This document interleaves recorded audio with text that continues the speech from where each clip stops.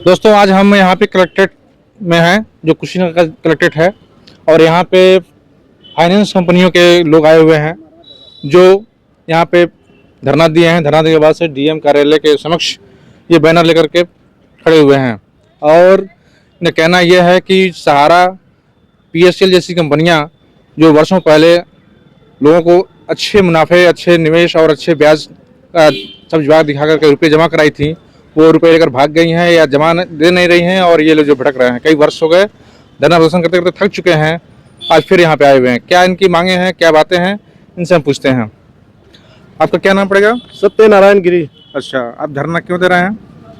धरना जो हम लोगों ने, गवर्नमेंट ने कंपनी खोली और उस कंपनी में हम लोगों ने काम किया। गवर्नमेंट की बनाई हुई कंपनी में हम लोगों ने काम किया और गवर्नमेंट, मोदी सरकार आते आते उस कंपनियों को बैन किया। बैन करने के बाद से उनकी जो अचल संपत्ति थी उसको भी अपने कब्जे में किया और उसके बाद से चल संपत्ति थी उसको भी किया। यानी कि इंफ्रास्ट्रक्चर की बिल्डिंग भी ले लिया, रियल इस्टेट की जमीन भी ले लिया, जो खाते थे उसको भी फ्रीज कर दिया। इस तरह से गुमनामी संपत्ति इनके पास जो है 350 करोड़ से उबब की है, जिसके मंत्रालय अमित शाह को बनाया गया है।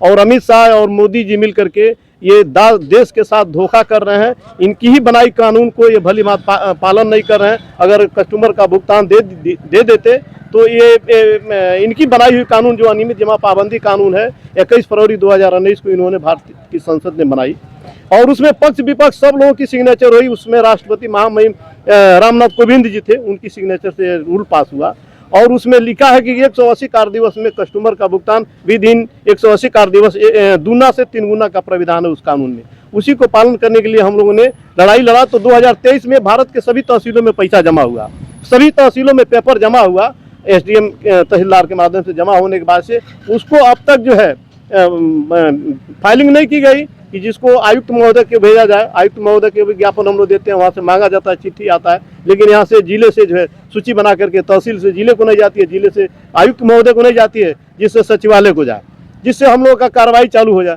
निर्मला सीतारमण जो है अनेकों बार जो मुख्यमंत्रियों लोगों को चिट्ठी भेज चुकी है, लेकिन इस पर जो है सरकार जो है विफल रही है। भुगतान करने के नाम पर ये सरकार का जो है नानी मर जाती है, यानी कि हम लोग का भुगतान नहीं होता है 180 कार्य दिवस के अंदर। इस सरकार को जनता उखाड़ के फेंक देगी।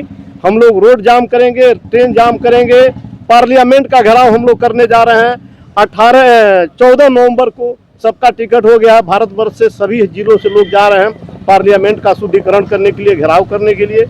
तो 15 नवंबर को हम लोग पार्लियामेंट का घेराव करेंगे। 14 तारीख को अपने अपने जिले से सब लोग जा रहे हैं अपने अपने साधन से पार्लियामेंट का घेराव करने के लिए।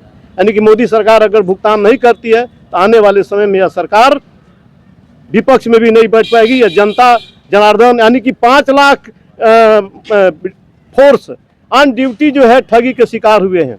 एजेंट हमारे करीब 2 लाख से ऊपर एजेंट मर चुके हैं, कस्टमर मर चुके हैं।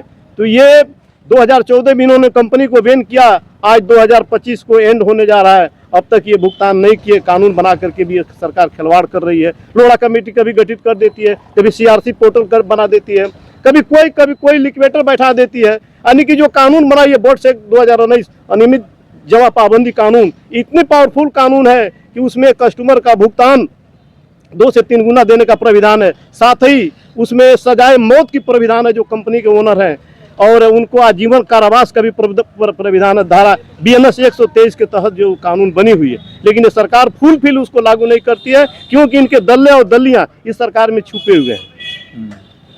अच्छा, कौन कौन सी बैंक या माइक्रो फाइनेंस कंपनियां थी? ये निधि जो कंपनियां थी, जैसे हमारे जिले से चलने वाली थी पूर्वांचल ग्राम विकास निधि, सभी थानों में उसके ओनर के ऊपर जो FIR दर्ज है। अच्छा, उसकी गिरफ्तारी नहीं हुई, कोई थाना जो उस मालिक को गिरफ्तारी नहीं किया। रियल विजन कंपनी थी, पूर्वांचल ग्राम विकास निधि थी, रियल विजन थी, PSL थी, ऐसे ऐसे बहुत सी कंपनियां, 3 लाख कंपनियों को मोदी सरकार ने एक झटके में भारत में बंद किया।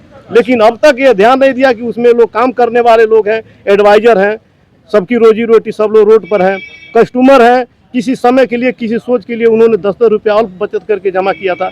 लेकिन इस पर जो सरकार का सिर्फ लोभावनी बातें जो है मोदी सरकार, अमित शाह और वित्त मंत्री निर्मला सीतारमण बोलते हैं लोग। यह व्यवस्था कानून केंद्रीय कानून है।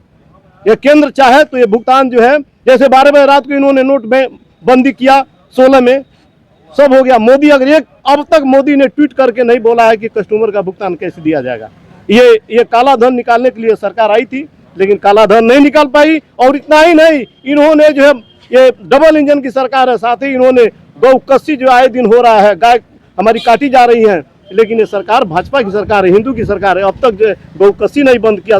देश के शंकराचार्य चारों शंकराचार्य चिल्लाते हैं, लेकिन अब तक जो है इस सरकार का जो है हिंदूवादी सरकार है, लेकिन इस पर इनका कोई ट्वीट नहीं हुआ। कुशीनगर जिले में कितने लोग हैं जो इस मतलब फर्जीवाड़े के शिकार हुए हैं? जो अरे पैसा फंसा हुआ है? असीमित लोग हैं। एक तहसील का लेखा जोखा आदमी नहीं कर पाया, कोई पेपर जमा किया, कोई नहीं जमा किया। ये 6 तहसीलें हैं, कितना बताया जाएगा इसका?